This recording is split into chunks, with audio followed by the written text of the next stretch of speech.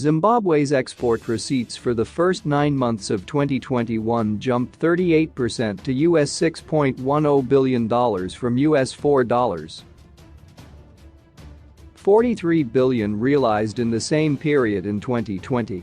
Notable improvements have been realized in international remittances, which grew by over 53%, and export earnings, which grew by 36%, buoyed by firming commodity prices. The growth is expected to take Zimbabwe's official foreign currency earnings to a record figure of about US $8 billion in 2021, up from 2020 value of US $6.29 billion. Despite the year-on-year growth in export earnings, the country is stuck in unrelenting artificial foreign currency shortages. The shortages have created an undesirable system where buying and selling foreign currency has become a big business with a greater yield than most formal businesses. Similarly, the shortages create unhealthy arbitrage opportunities in the market, thereby causing price instability. A significant portion of the earned foreign currency is being diverted to the informal market and leaking from the economy through illicit financial flows, IFs, due to the current foreign exchange market inefficiencies. Illicit financial flows, IFs. It is estimated that Zimbabwe loses over US $1.5 billion every year through IFs that could potentially benefit the country in terms of tax revenues and downstream payments in various value chains. The flows manifest through minerals smuggling, foreign currency externalization, and tax evasion by local and foreign businesses. Exacerbating this endemic problem is the pegged exchange rate, where exporters and traders realize losses if they convert their earnings to local currency through the pegged auction rate. The rate also acts as a tax on foreign currency deposits in the local financial sector. There is a positive relationship between poor economic governance and illicit financial outflows, with export of illicit funds often requiring the use of illegal means that involve systematic corruption. FCA balances and lending. US dollar deposits in foreign currency accounts, FCA, have grown from US $352 million in January 2022 over US $2.4 billion as of October 2021. The depositors have no incentive to convert these funds using a rate which is lower than the market-accepted rate. The funds also remain idle because banks require guarantees, backed by law, that borrowers of foreign currency repay it in hard currency to avoid a repeat of 2009 and 2019, when borrowers repaid foreign currency-denominated debts using a depreciated local currency. This would not be the case if the foreign exchange market was market-determined through a managed floating mechanism. Therefore, the absence of a market-determined foreign exchange market and monetary policy inconsistency is negatively impacting the local credit market. Various sectors of the economy would benefit from the idle funds to ramp up production, retool, and meet domestic demand. Increasing external debt. As a result of the disparity between the pegged formal rate and the free market rate, the central bank and treasury are the biggest and only suppliers of foreign currency on the auction platform. The central bank has gone to the length of acquiring collateralized lines of credit, external debt, from Afreximbank and other financiers to support the auction allocation mechanism. This would not be necessary if the exchange rate was market-determined, as it would crowd in private funds from exporters, local businesses, non-governmental organizations, NGOs, and households who benefit from over US $1.3 billion in diaspora remittances.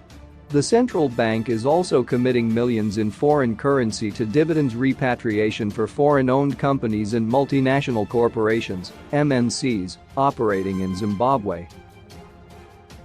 This role would be easily performed by commercial banks if the auction system was market-determined.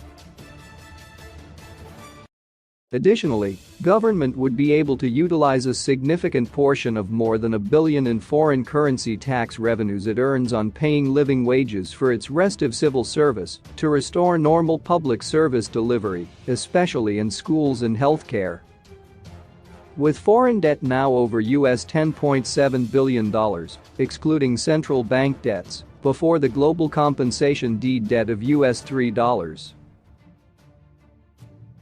billion to former commercial farmers is factored in, it is not sustainable for the central bank to incur more external debt to support auction system or subsidize various importers at the expense of exporters and the economy at large.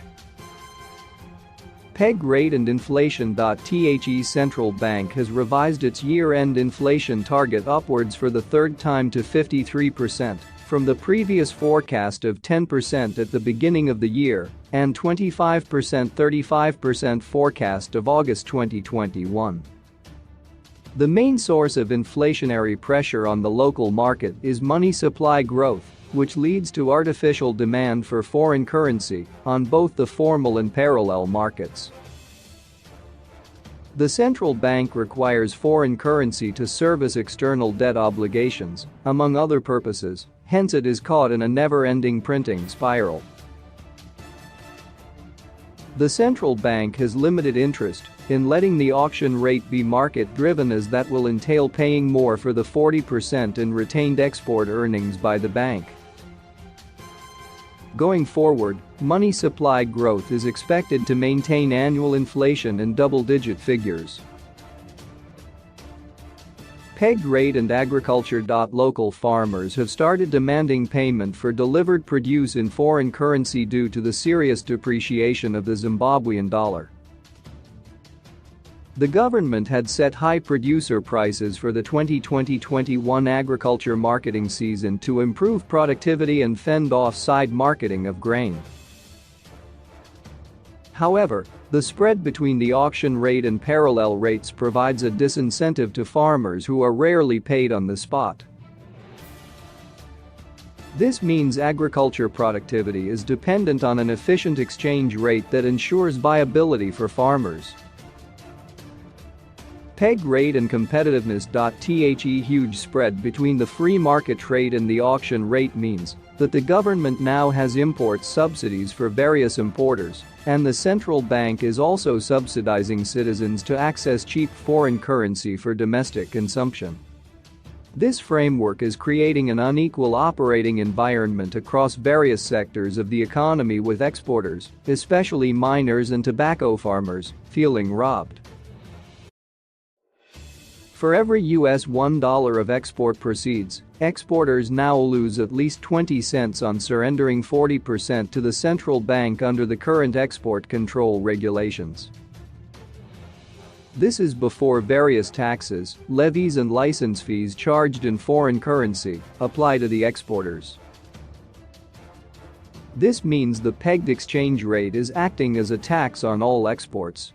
The exchange control measures are also discouraging exports of manufactured merchandise in a period when Zimbabwe needs to prepare for the Africa Continental Free Trade Area (AfCFTA).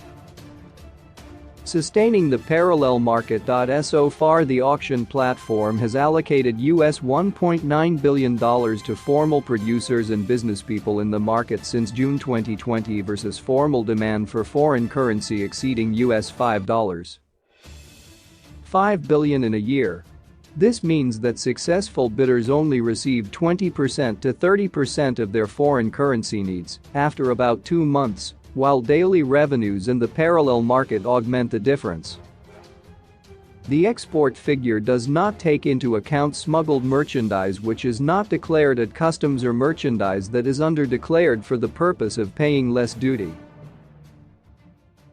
Zimbabwe earns more foreign currency per capita than regional peers such as Namibia, Botswana, Malawi, Zambia, Mozambique, Tanzania, and Kenya.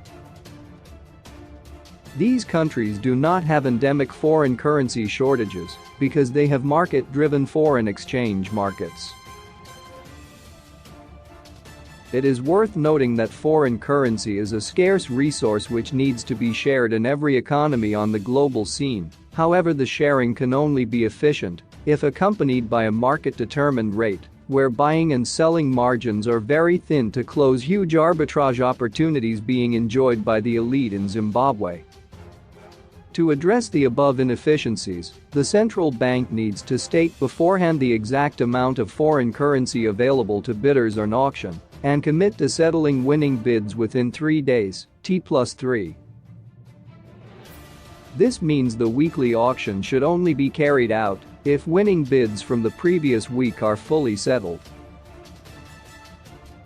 The bank should also weed out producers and retailers, especially petroleum players, who sell their products exclusively in foreign currency and convert proceeds to local currency to place bids again. The central bank needs to learn from past mistakes where fixing the exchange rate led to market instability and unintended consumption subsidies running into billions of dollars. Exporters and foreign currency holders need to be allowed to trade their foreign currency at market-determined rates, where the auction market is decentralized from central bank control. The central bank must emulate basic tenets of central bank intervention, open market operations, to mop up excess liquidity in order to manage inflation instead of pegging the exchange rate, which has never been a sustainable intervention. Inflation is largely a function of money supply in Zimbabwe, and the biggest underwriter to stability is the central bank itself, not a controlled rate. In conclusion, the current foreign currency allocation platform needs to be operated under a true Dutch auction system to ensure sustainability.